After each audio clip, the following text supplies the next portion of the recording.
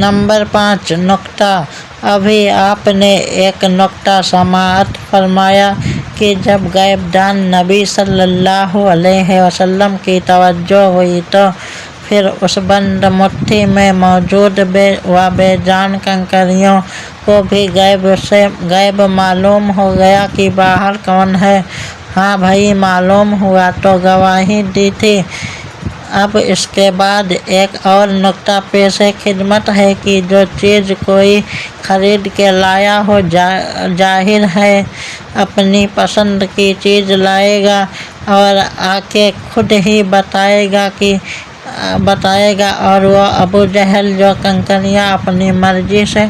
تعداد بھی اپنی مرضی سے گن کے لایا اور چن کے لایا، اب وہ کنکریاں جن کو ابو جہل نے لے کر آیا، جو ابو جہل کا انتخاب تھا اور بے جان ہو کر جانتی ہے کہ مٹھی کے باہر کون ہے، یعنی ابو جہل کی منتخب کنکریاں، وہ بھی نبی صلی اللہ علیہ وسلم کی توجہ سے غیب جاننے لگیں۔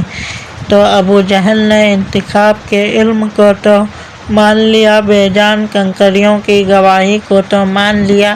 لیکن قربان جاؤں جس ہستی کو خدا نے نبی بنا کر بھیجا، رحمت کی جان بنا کر بھیجا، اور سب سے بڑی بات کہ خود اپنے خدا کا انتخاب ہوا، اس کے علم غیب کی شان کیا ہوگی۔ اللہم صلی علی محمد وعلی آل محمد صلی اللہ علیہ وسلم۔